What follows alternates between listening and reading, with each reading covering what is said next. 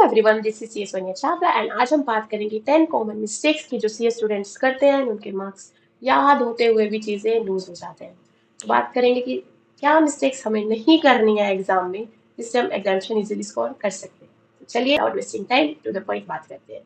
सी, पहली चीज, एग्जाम में ना हर एक आंसर में स्टेप वाइज मार्किंग होती है, ये चीज याद रखना। तो अगर तुमने कोई स्टेप मिक्स कर दिया ना तो मार्क्स नहीं मिलेंगे। ठीक है, तो पहले बात करेंगे हम स्टेप्स की, स्टेप्स होते कौन कौन से एग्जाम में जिनको हमें फॉलो करना है व्हाइल राइटिंग द आंसर, क्या क्या मिस्टेक्स उसमें हमें नहीं करनी है। नंबर 1, बच्चे, पहली चीज है हेडिंग।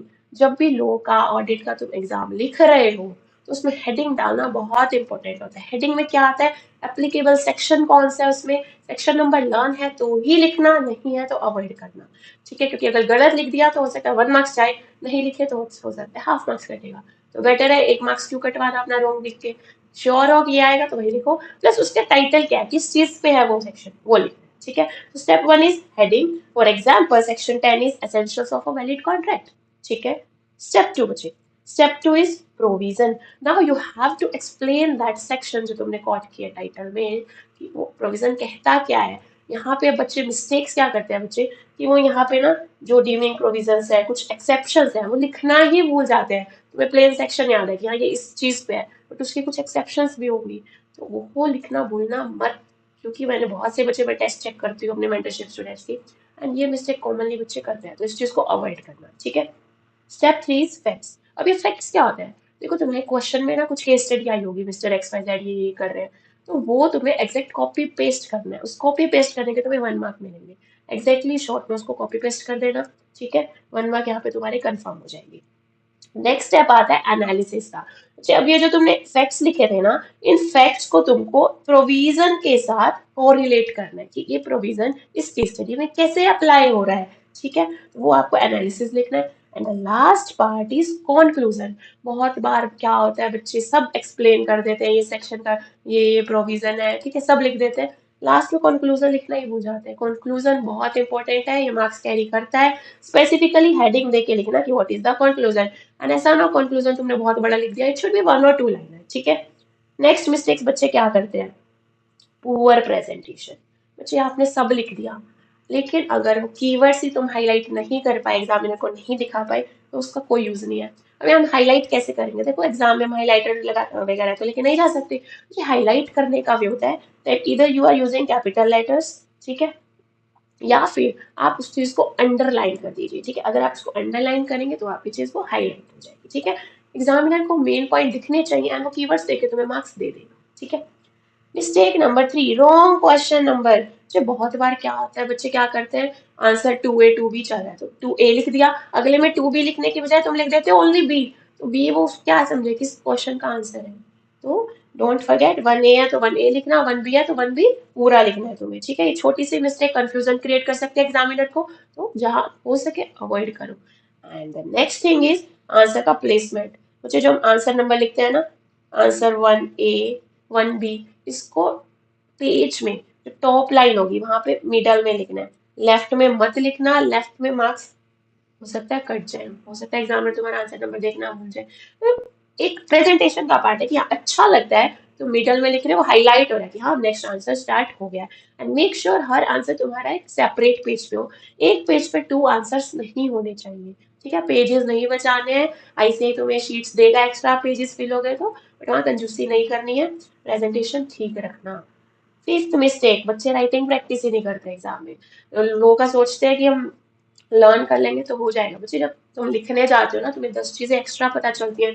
तुम्हें पता चलता है कि हाँ मैं कहाँ अटक रहा हूँ, मेरी कहाँ पे इंप्रूवमेंट चाहिए, स्पीड कितनी बढ़ानी है, राइटिंग कैसी आ रही है, प्रेजेंटेशन तुम कैसे सीखोगे, लिखोगे नहीं तो। मैं अपने स्टूडेंट्स को डेली 1 क्वेश्चन प्रैक्टिस कराती हूँ, और मैंने पर्सनली देखा है इम्प्रूवमेंट एग्जाम में, कि जब तुम रिविजन फेज में प्रैक्टिस करते हो ना, हो सकता है वहां पे सही नहीं जा रहा हो, धीरे धीरे धीरे करके एग्जाम डे तक वो सही हो जाएगा। Trust me, 1 question daily practice किया करो तुम। ठीक है, next thing is no oral revision. अभी ओरल रिविजन क्या है, देखो जब भी तुम लोगों को तुम पढ़ते हो ना, कोई भी टॉपिक पढ़ा, तो टॉपिक करने के बाद या एक पेज करने के बाद उस टॉपिक को क्लोज किया करो, आइज क्लोज किया करो, हैंड रख के खुद से पूछा करो कि उसने क्या लिखा हुआ था। अगर तुम खुद को समझा पा रहे हो ना कि ये क्या प्रोविजन था, इसमें भी क्या चला, तुम्हारा माइंड वो प्रोसेस कर पा रहा है, वो आईसी लैंग्वेज तुम फॉर्म कर पा रहे हो, it means you are on the right track. ठीक है। तो अपने ओरल टेस्ट लेना मत भूला करो, डेली बेसिस पे अपनी हैबिट बना लो कि तुम्हें अपने ओरल टेस्ट लेने ही लेने हैं। नेक्स्ट मिस्टेक बच्चे क्या करते हैं, राइटिंग रॉन्ग सेक्शन नंबर। ये मैंने ऑलरेडी डिस्कस किया था कि गलत नहीं लिखना, सही लिखा तो पूरे मार्क्स मिलेंगे, गलत लिखा तो मार्क्स जाएंगे, नहीं लिखोगे तो पूरे मार्क्स तो नहीं जाएंगे, हो सकता है हाफ मार्क्स कटे, ठीक है। तो बेटर है गलत लिखने की बजाय मत लिखो। तो next, ignoring RTP MTPs and previous year questions.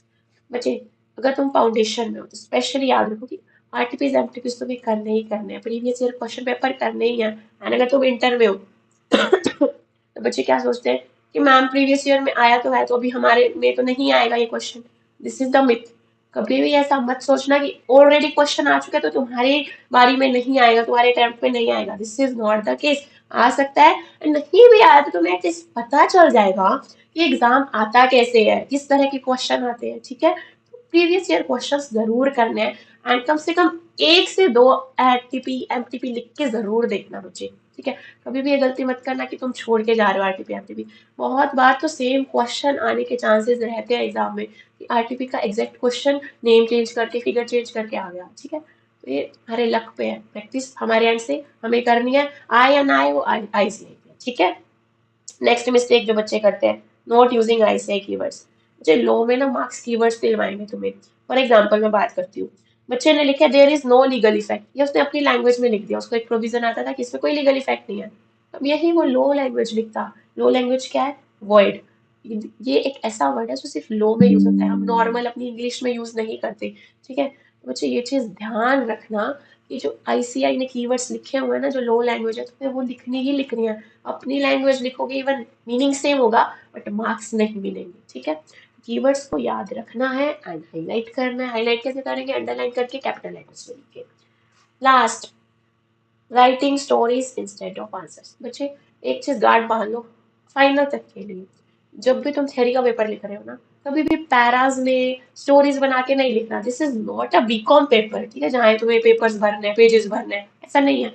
जो क्वेश्चन पूछा है उसका प्रोविजन लिखो, टू द पॉइंट बात करो, पैराज में नहीं लिखना है, ठीक है। उससे रिलेटेड जो प्रोविजन है प्रॉपर एक्सप्लेन करो, बुलेट पॉइंट्स में एक्सप्लेन करो, ठीक है।